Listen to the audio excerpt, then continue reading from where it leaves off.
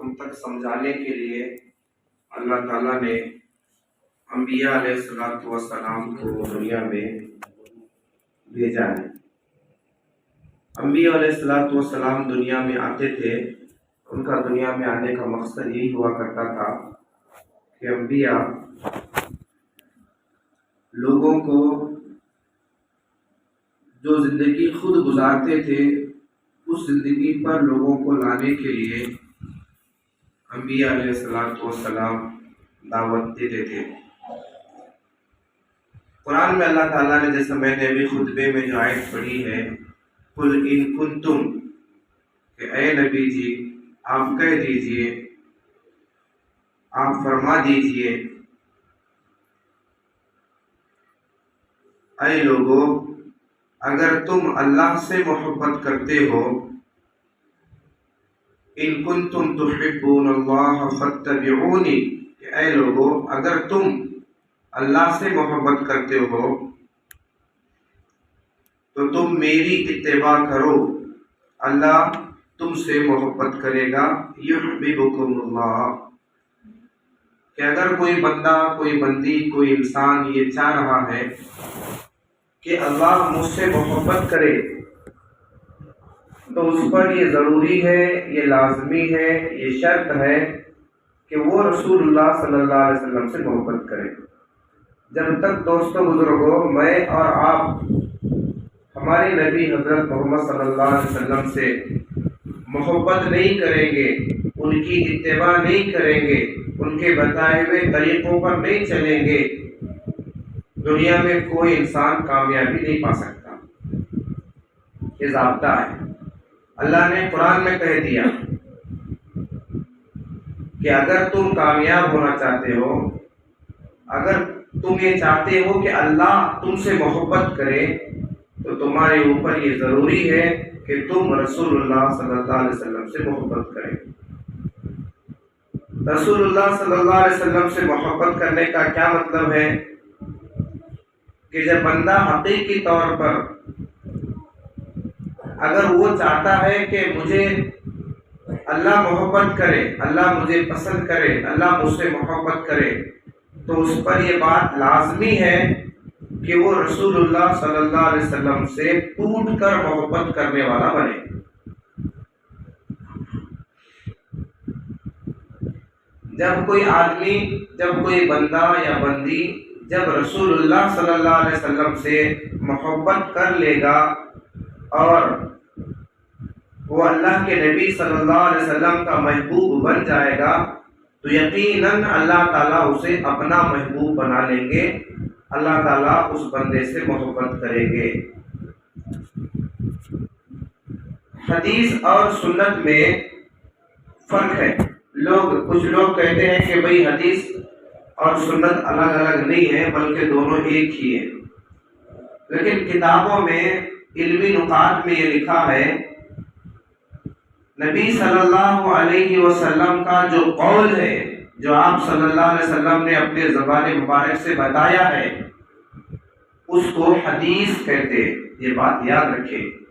بہت سارے لوگ جو ہے گمراہی کا شکار ہو جاتے ہیں۔ لوگ جو ہے قرآن حدیث کے نام پر یہ کہتے ہیں کہ بھئی قرآن حدیث،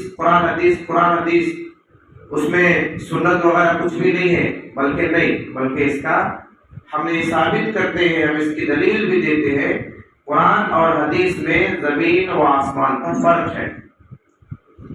حدیث وہ ہے جو رسول اللہ صلی اللہ علیہ وسلم کا قول ہے، جو اللہ کے نبی صلی اللہ علیہ وسلم نے اپنے زبان مبارک سے بتایا ہے، اس کو حدیث کہتے ہیں۔ یاد رکھیں اس بات کو، نقطے کی بات ہے۔ اور نبی صلی اللہ علیہ وسلم کی جو عادت مبارکہ ہے، جو عادت شریفہ ہے، جو زندگی بھر اللہ کے نبی صلی اللہ علیہ وسلم نے اسے اپنے عمل سے کر کے دکھایا ہے یا کیا ہے، وہ سنت ہے۔ آگے بھی بات سمجھ میں، جو اللہ کے رسول صلی اللہ علیہ وسلم نے اپنے زبان سے بتایا ہے، جو اللہ کے نبی صلی اللہ علیہ وسلم کا قول ہے، اس کو حدیث کہتے ہیں۔ اور جو اللہ کے رسول صلی اللہ علیہ وسلم کی عادت مبارکہ ہے، عادت شریفہ ہے جو اللہ کے نبی نے خود زندگی بھر اس پر عمل کیا ہے، وہ سنت ہے۔ دونوں میں فرق ہوا کہ نہیں ہوا؟ کچھ لوگ اس بات کو کہہ کر دھوکہ دیتے ہیں اور گمراہ کرتے ہیں کہ بھئی حدیث اور سنت ایک ہی ہے، نہیں، بلکہ حدیث الگ ہے اور سنت الگ ہے۔ اور جو آدمی اللہ کے نبی صلی اللہ علیہ وسلم نے دنیا سے جب جا رہے تھے، رخصت فرما رہے تھے، رحلت فرما رہے تھے، اس وقت اللہ کے نبی صلی اللہ علیہ وسلم نے اپنی امت سے یہ کہہ کر گئے ہیں کہ اے میری امت، میں آپ کے درمیان میں، یعنی آپ لوگوں کے اندر میں دو چیزیں چھوڑ کر جا رہا ہوں۔ اللہ کے نبی نے کہا کہ میں آپ کے اندر دو چیزیں میں چھوڑ کر جا رہا ہوں، اگر تم ان دو چیزوں کو مضبوطی سے پکڑو گے تو تم کبھی گمراہ نہیں ہوگے۔ آگے اللہ کے رسول صلی اللہ علیہ وسلم نے ارشاد فرمایا، وہ دو چیزیں، ایک تو کتاب اللہ ہے اور دوسرا سنت رسول اللہ ہے۔ کیا ہے بھائی؟ اللہ کے نبی صلی اللہ علیہ وسلم جب دنیا سے چلے گئے، ہمارے درمیان میں کیا چھوڑ کر گئے؟ دو چیزوں کو چھوڑ کر گئے، ایک کتاب اللہ یعنی اللہ کی کتاب قرآن مجید، قیامت تک کے آنے والے ہر مسئلے کا حل قرآن مجید میں موجود ہے۔ اس سے پہلے کی جمعوں میں بھی میں نے قرآن کی فضیلت میں بتا چکا ہوں کہ قیامت تک جو بھی مسئلے پیدا ہوں گے، جو بھی مسائل نکلیں گے، جو بھی فتنے اٹھیں گے، جو بھی بیماریاں آئیں گے، ان سب کا حل اللہ نے قرآن میں رکھا ہے۔ یہ بات تو پکی ہے، اور خود اللہ رب العزت نے اس کا ذمہ لیا ہے کہ قرآن کی حفاظت خود اللہ کریں گے۔ پہلے جتنی بھی آسمانی کتابیں دنیا میں آئی تھی، نبیوں کے اوپر نازل ہوئی تھی، ان کتابوں میں رد و بدل ہوا ہے، جیسے زبور ہے، تورات ہے، انجیل ہے، ان کے پادریوں نے، ان کے عالموں نے، ان کے ماننے والوں نے اس کے اندر رد و بدل کیے۔ لیکن یہ قرآن مجید ایک ایسی واحد کتاب ہے، اللہ نے قرآن میں کہا کہ ہم نے اس کی ذمہ داری لی ہے حفاظت کی، اس میں ایک زبر زیر بھی کوئی انسان یا کوئی اور مخلوق اس میں بدلنا چاہے، کوئی اس میں کی ایک آیت نکالنا چاہے، کوئی اس میں کچھ ایڈ کرنا چاہے تو نہیں کر سکتے، کیونکہ اس کی ذمہ داری اللہ نے لے رکھی ہے۔ اللہ کے نبی دنیا سے جاتے ہوئے یہ کہہ کر گئے ہیں کہ اے لوگوں، اے میری امتوں، میں اب دنیا سے جا رہا ہوں، لیکن میں تمہارے درمیان دو چیزیں تمہارے درمیان میں چھوڑ کر جا رہا ہوں، تمہیں دے کر جا رہا ہوں۔ وہ دو چیزیں یہ ہیں، ایک تو کتاب اللہ ہے، اللہ کی کتاب ہے، اگر تم اسے پکڑو گے، اگر تم اس پر عمل کرو گے، اگر تم اسے اپنی زندگی کا رہبر بنا لو گے تو تم کبھی گمراہ نہیں ہوگے۔ اور دوسری چیز اللہ کے رسول صلی اللہ علیہ وسلم نے فرمایا کہ جو میں تمہارے درمیان میں چھوڑ کر جا رہا ہوں وہ سنت رسول اللہ ہے۔ اب سنتیں کیا ہے؟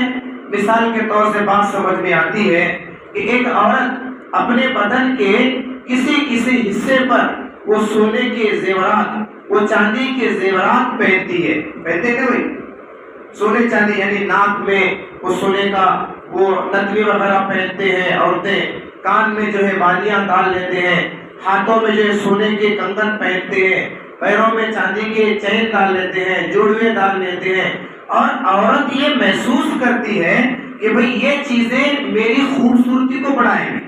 ایسا چاہیے بھائی، عورت یہ محسوس کرتی ہے کہ جس حصے پر میں نے سونا چاندی زیورات پہنا ہے وہ حصے میرے خوبصورت لگیں گے۔ تو محض اسی طرح اللہ کے نبی صلی اللہ علیہ وسلم کے سنت طریقوں کو ہم جسم کے جس حصے میں لائیں گے، جس حصے جسم کے حصے پر ہم سنتوں سے سجائیں گے، وہ حصے اللہ کے نزدیک بہت محبوب ہوں گے، بہت محبوب ہوں گے۔ مثال کے طور پر یہ جو ہم امامہ پگڑی باندھ لیتے ہیں، یہ ہماری سنت نہیں ہے، یہ کسی مولانا کی نقل نہیں ہے، یہ کسی پیر صاحب اور بڑے بابا کی نقل نہیں ہے، بلکہ اللہ کہ رسول صلی اللہ علیہ وسلم کی سنت ہے. اللہ کے نبی کبھی بازاروں میں بھی ننگے سر نہیں پھرے.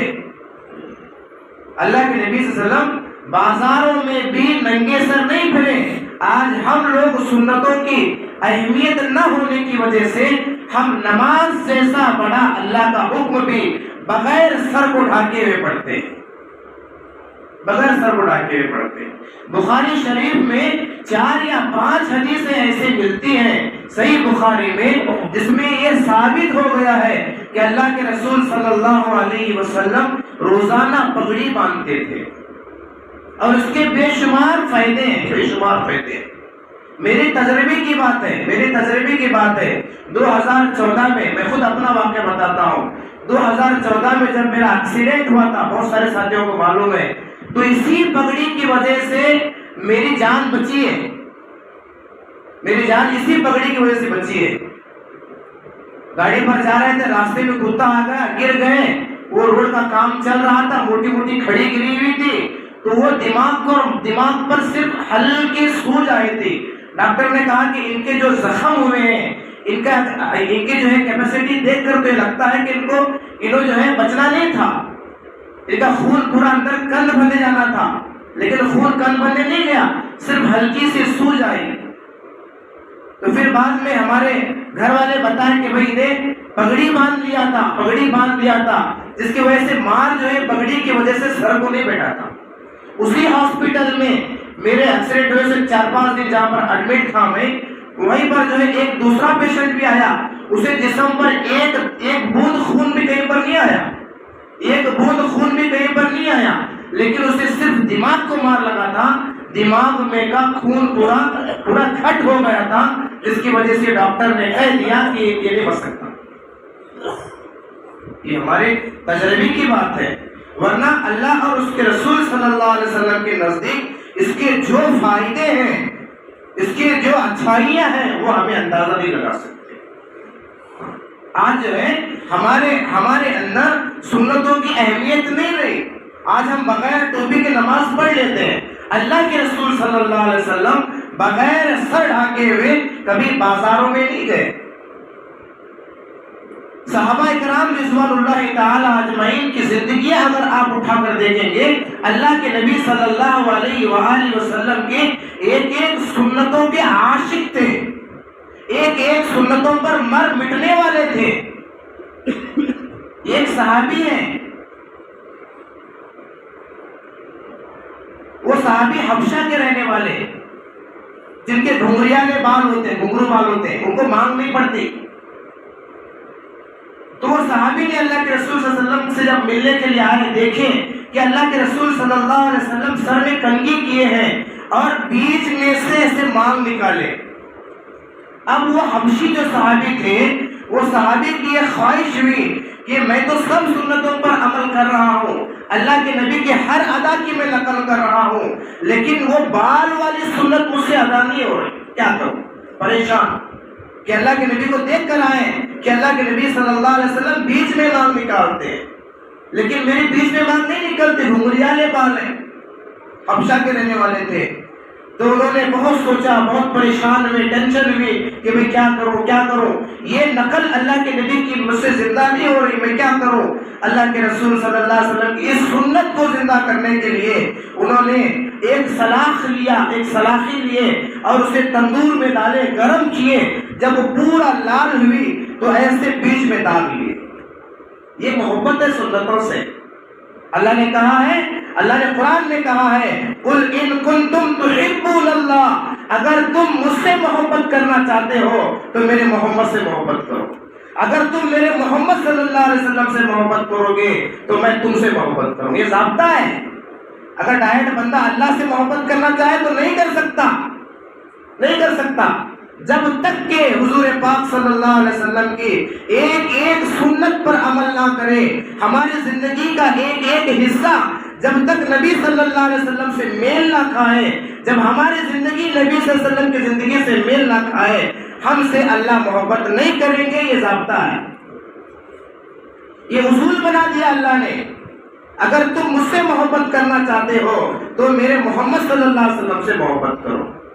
تو آج دوستو بزرگوں آج ہمارے ماحول بنا ہوا ہے کہ ہم سنت کو سنت سمجھ کر چھوڑ دیتے ہیں. یہ تو سنت ہے، فرض تھوڑی ہے. ہر ڈپارٹمنٹ کا ایک یونیفارم ہوتا ہے، بغیر یونیفارم کے کوئی ڈپارٹمنٹ نہیں ہوتا. اب پولیس ڈپارٹمنٹ دیکھیں، ان کا ایک یونیفارم ہے. ملٹری والوں کو دیکھیں کہ ان کا ایک ڈریس ہے، کوڈ ہے ان کا. کیا مسلمان کا کوئی ڈریس نہیں ہے؟ کیا مسلمان کا کوئی یونیفارم نہیں ہے؟ آپ ایک پولیس والے کو ہزاروں کے پبلک میں کھڑا کریں گے، ہزاروں کے بھیڑ میں کھڑا کریں گے، اگر وہ اپنی وردی کے ساتھ آیا ہے تو بچہ پہچان لیتا ہے کہ یہ پولیس والا ہے. لیکن آج ہم نے سنتوں کو چھوڑ دیا، انگریزوں کے کپڑے ہم نے اپنا لیے، انگریزوں کے جو ہے طریقے ہم نے اپنا لیے. ہزاروں کی بھیڑ میں جب ہم کھڑے ہوتے ہیں تو ہمیں پہچاننا مشکل ہو جاتا ہے کہ بھئی یہ مسلمان ہے. بات کڑوی ہے لیکن حق بات ہے، بات کڑوی ہے لیکن حق ہے کہ ہزاروں کے مسلمان ہیں، سلام کرنے سے پہلے سوچنا پڑتا ہے کہ بھئی یہ مسلمان ہے کہ نہیں ہے. یہ ہماری نوبت ہو گئی. کیا ایمان والوں کا کوئی لباس نہیں ہے؟ کیا ایمان والوں کا کوئی کوڈ صرف جو ہے ان کا کوئی جو ہے ان کا یونیفارم نہیں ہے؟